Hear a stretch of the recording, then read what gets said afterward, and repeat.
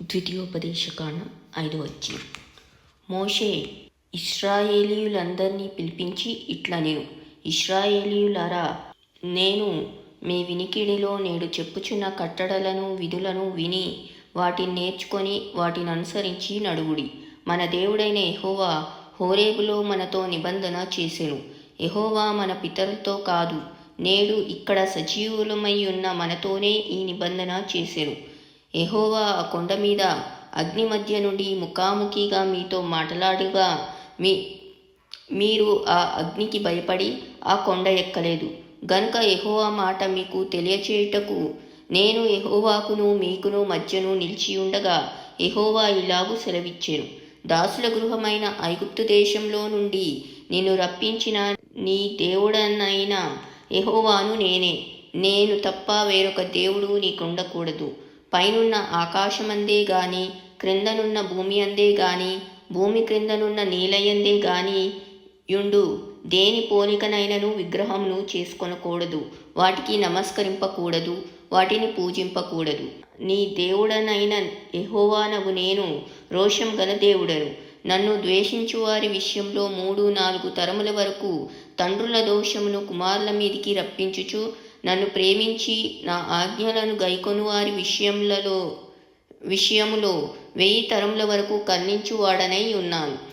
నీ దేవుడైన యెహోవా నామమును వ్యర్థంగా ఉచ్చరింపకూడదు. యెహోవా తన నామమును వ్యర్థంగా ఉచ్చరించువానిని నిర్దోషిగా ఎంచడు.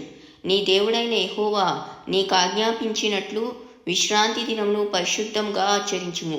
6 దినములు నీవు కష్టపడి నీ పని అంతయు చేయవలెను. 7వ దినమున నీ దేవుడైన యెహోవాకు విశ్రాంతి దినము. దానిలో నీవైనను నీ కుమారుడైనను నీ కుమార్తె అయినను నీ దాసుడైనను నీ దాసి అయినను నీ ఎద్దైనను నీ గాడిద అయినను నీ పశువులలో ఏదైనను నీ ఇండ్లలోనున్న పరదేశి అయినను ఏ పనియు చేయకూడదు. ఎందుకంటే నీవలే నీ దాసుడును నీ దాసియును విశ్రమింపవలెను. నీవు ఐగుప్తు దేశమందు దాసుడవై ఉన్నప్పుడు నీ దేవుడైన యెహోవా బాహుబలము చేతను చాచిన చేతి చేతను నిన్ను అక్కడి నుండి రప్పించనని జ్ఞాపకం చేసుకొనుము. అందుచేతను విశ్రాంతి దినము ఆచరింపవలనని నీ దేవుడైన యెహోవా నీకు ఆజ్ఞాపించెను. నీ దేవుడైన యెహోవా నీకు అనుగ్రహించు దేశంలో నీవు దీర్ఘాయుష్మంతుడవై నీకు క్షేమం కలుగునట్లు నీ దేవుడైన యెహోవా నీకు ఆజ్ఞాపించినలాగున నీ తండ్రిని నీ తల్లిని సన్మానింపుము.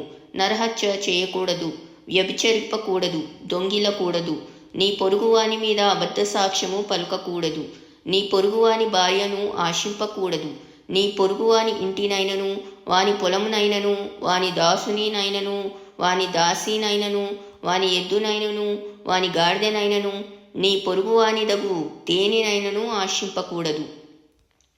ఈ మాటలను యెహోవా ఆ పర్వతం మీద అగ్ని మేఘ గాఢాంధకారముల మధ్య నుండి గొప్ప స్వరంతో మీ సమాజమంతటితో చెప్పి 2 రాతి పలకల మీద వాటిని రాసి నాకిచ్చెను. ఆయన మరేమీ చెప్పలేదు. మరియు ఆ పర్వతము అగ్ని వలన మండుచున్నప్పుడు ఆ చీకటి మధ్య నుండి ఆ స్వరమును విని మీరు అనగా మీ గోత్రముల ప్రధానులను మీ పెద్దలను నా యొద్దకు వచ్చి మన దేవుడైన యెహోవా తన ఘనతను మహత్యమును మాకు చూపించెను. అగ్ని మధ్య నుండి ఆయన స్వరమును వింటిమి. దేవుడు నరులతో మాట్లాడినను వారు బ్రతుకుదురని నేడు తెలుసుకొంటిమి. కాబట్టి మేము చావనేలా? ఈ గొప్ప అగ్ని మమ్మను దహించును. మేము మన దేవుడైన యెహోవా స్వరం ఇక వినిన ఎడల చనిపోదుము. మావలే సమస్త శరీరులలో మరి ఎవడు సజీవుడైన దేవుని స్వరము అగ్ని మధ్య నుండి పలుకుట విని బ్రతికెను? నీవే సమీపించి మన దేవుడైన యెహోవా చెప్పినది యావత్తూ వినుము. అప్పుడు మన దేవుడైన యెహోవా నీతో చెప్పినది యావత్తూ నీవే మాతో చెప్పిన ఎడల మేము విని దాని గైకొందుమని చెప్పితిరి. మీరు నాతో మాట్లాడినప్పుడు యెహోవా మీ మాటలు వినెను. అప్పుడు యెహోవా నాతో ఇలాగు సెలవిచ్చెను, ఈ జనులు నీతో చెప్పిన మాటలు నేను విని ఉన్నాను. వారు చెప్పినదంతయు మంచిదే. వారికిని వారి సంతానమునకును నిత్యము క్షేమం కలుగునట్లు వారు నా యందు భయభక్తులు కలిగి నా ఆజ్ఞలన్నింటినీ అనుసరించు మనస్సు వారికి ఉండిన మేలు. మీ గుడారంలోనికి తిరిగి వెళ్ళుడని నీవు వారితో చెప్పుము. అయితే నీవు ఇక్కడ నా యొద్ద నిలిచియుండుము. నీవు వారికి బోధింపవలసిన ధర్మమంతటిని అనగా కట్టడలను విధులను నేను నీతో చెప్పెదను. వారు స్వాధీనపరుచుకున్నట్లు నేను వారికిచ్చుచున్న దేశమందు వారు అలాగు ప్రవర్తింపవలెను.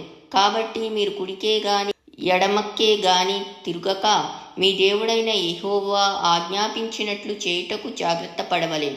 మీరు స్వాధీనపరచుకొనబో దేశంలో మీరు జీవించుచు మేలు కలిగి దీర్ఘాయుష్మంతులగునట్లు మీ దేవుడైన యెహోవా మీకు ఆజ్ఞాపించిన మార్గములన్నింటిలో నడుచుకొనవలెను.